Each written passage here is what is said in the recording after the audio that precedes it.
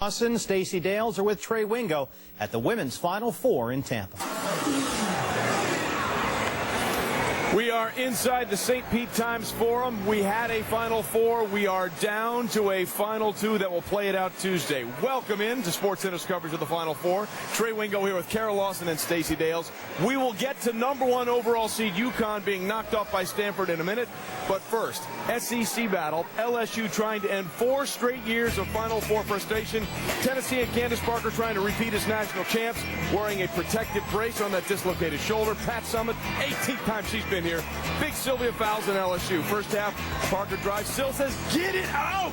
And it goes back the other way. And what you love best about this play, when Sylvia starts, she finishes for the lay-in. LSU down 1. What a huge block. But Candice undaunted. Parker inside, yes. Tennessee led by 4 at the break. Parker with 8 at the intermission. Second half, LSU continuing to pound with Candace Parker. LSU really struggled offensively in this game. The only thing they could have going was getting the ball to Sylvia Fowles in the paint. I tell you what, when they needed a bucket and Parker wasn't doing it, it was Shannon Bobbitt with the lay-in there. Tennessee up 41-39. And then Alberta Auguste, Stacey. And she was terrific in this game. You didn't see her in the first half, but a bunch of points for her in the first half, and they were terrific on the boards down the stretch. That put them up 45-42, and then with a 1-point lead, Erica White gets the ball, and she is fouled. They had struggled. LSU had all night long at the line. Before she went to the line, they were only 5 of 17. She makes 1 to tie. Then they call timeout. The senior was the first one back on the line. She's got it. LSU has a 1-point lead. 7 seconds left. Parker, no. Anasicki, no. Alexis Hornbuckle, yes! Her only bucket of the game. And that was the game winner for the second straight game. It is Tennessee by the smallest of margins, surviving and moving on to the national championship game. What a finish. What a way. You know, sometimes it isn't pretty, but champions find a way to get it done, and Hornbuckle gets it done when they need a big bucket for the second straight game, Carol. Well, take a look at Alexis Hornbuckle, and you talked about that big 3 she hit in the Elite 8 win over Texas A&M.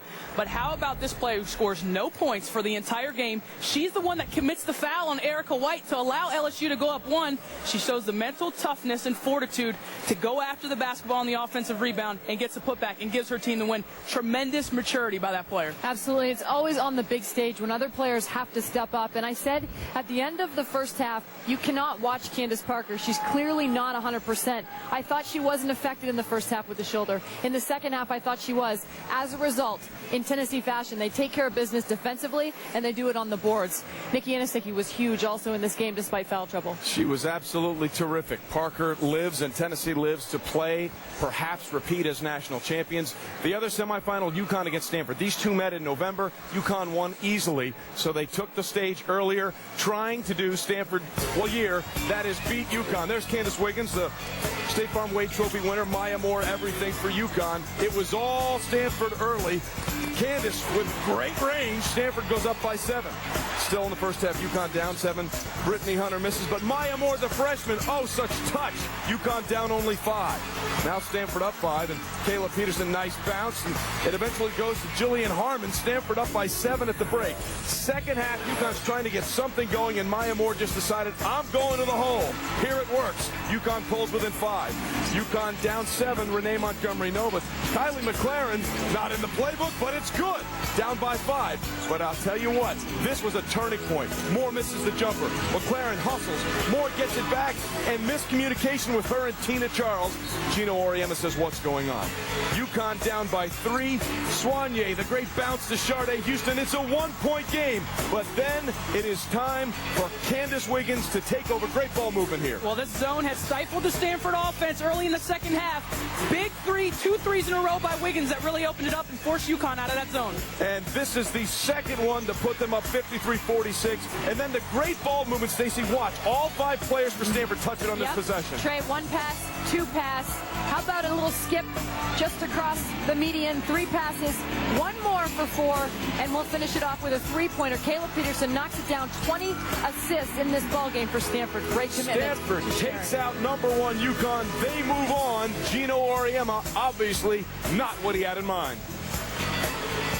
I think Stanford just played great. They made every big shot that they needed to make. Once we cut it to one, I thought we played a great defensive game in the second half, but once we cut it to one, I thought we had some momentum going. They made 2 huge threes.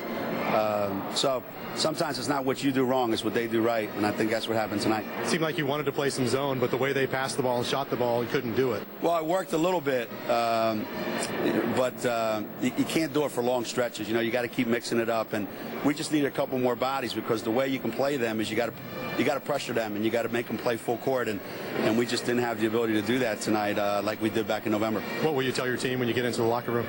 That we'll be back. How would you describe your want to in this game? You had double-digit rebounds tonight, girl. Oh, I didn't know that. It means so much to me. This is my last game I'm going into, and this is such a special moment that I don't want it to end.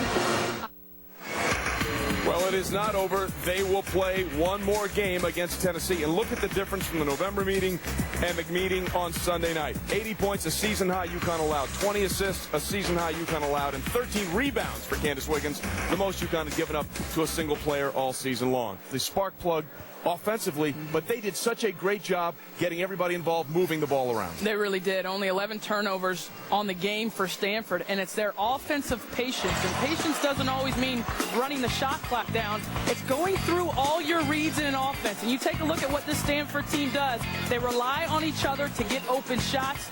This is the play we saw early where all 5 players touched the ball.